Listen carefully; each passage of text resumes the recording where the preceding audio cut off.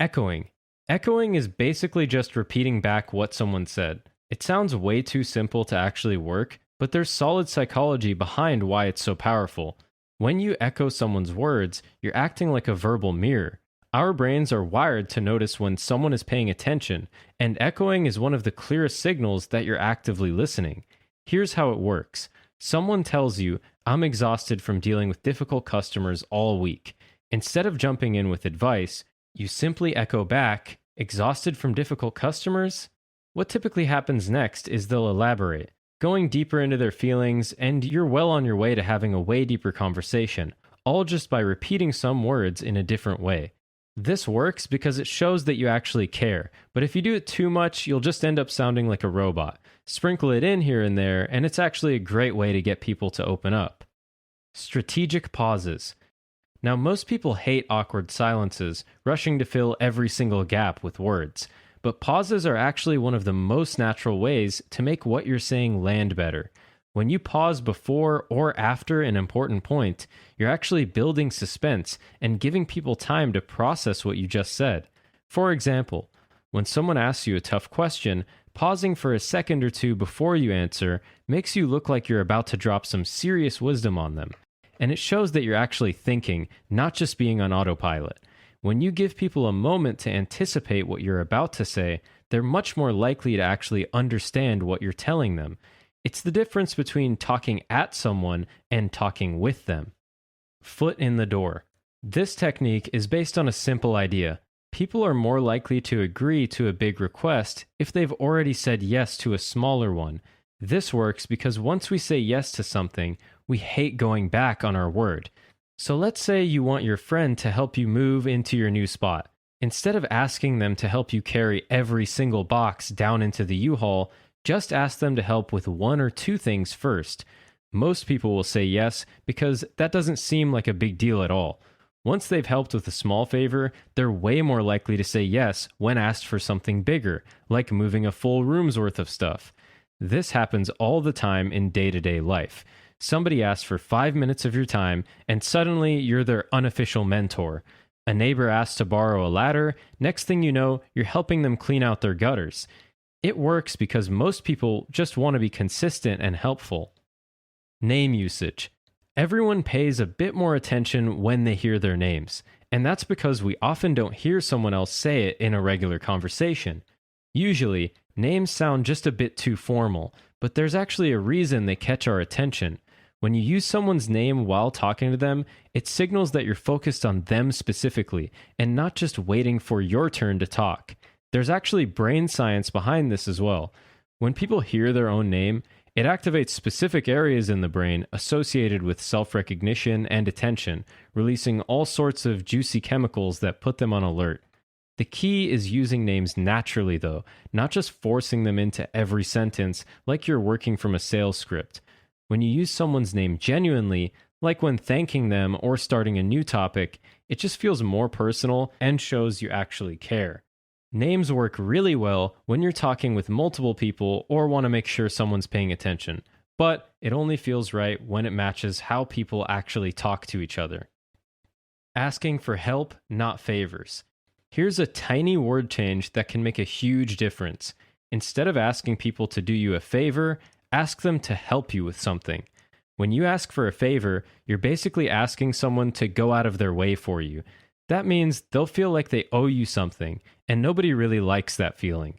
But when you ask for help, you're acknowledging that they may know something or can do something that you can't, which taps into humans' natural desire to help. For example, instead of asking your friend to do you a favor and come look at that risky text you're about to send the girl you like, ask them what they would write if they were the one sending it. You're asking for their expertise, which usually makes people feel good about themselves. This works because, believe it or not, most people like being helpful when it doesn't feel like a chore or an IOU. Labeling. Labeling is really as simple as calling out the emotion that someone else is feeling in the moment. It's like being an emotional Sherlock Holmes, picking up clues and reflecting back what you're seeing.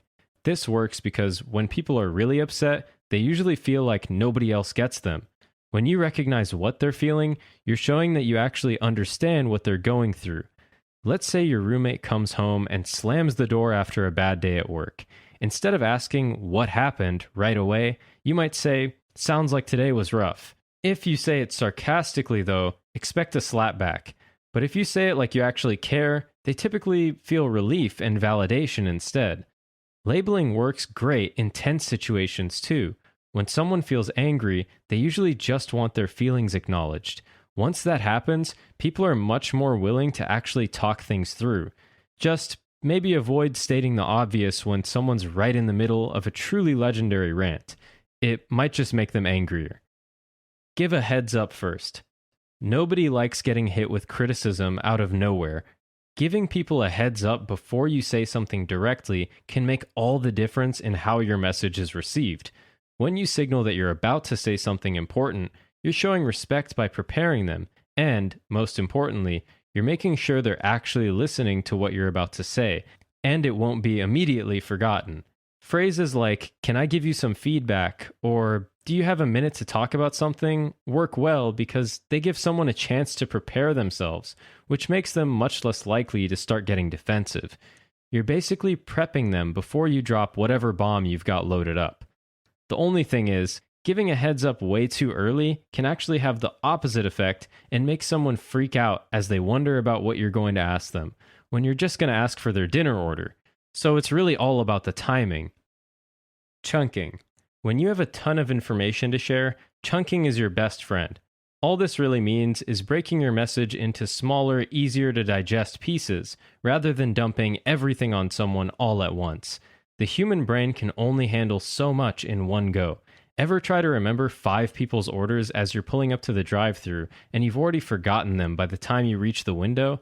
That's because the information highway in your head gets really blocked up. Your working memory has limits, and overloading just makes you forget everything. Let's say you've got to deliver some bad news to a business pal. If you say, "We're over budget and the deadline is tight and we don't have enough people and the clients keep changing requirements," you're going to see their soul start to leave their body. Instead, try this. There are 3 main issues. First, we're running over budget. Second, we're facing a tight deadline. And third, we need more people on this project.